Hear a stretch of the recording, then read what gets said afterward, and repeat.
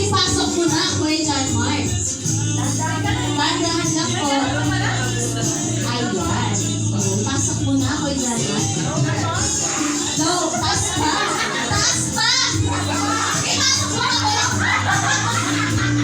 Ayan. So, ibababa. Nataas mo na ba, Kuya John Mark? So, ibaba mo ulit. Yes! Ibababa mo ulit. So, mamaya, bago ibato ni Ate Aiza yung bulaklak, so mauuna muna yung Kuya John Mark, ibabato ko. Okay? So, ready na. Okay? Ready na po kayo bumalik sa mga pinauupuan.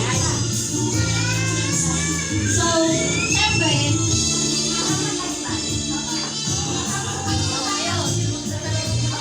so, Pwede dito ka. kuha lang ako ng pinag- Nasalo ka. Tita Marie.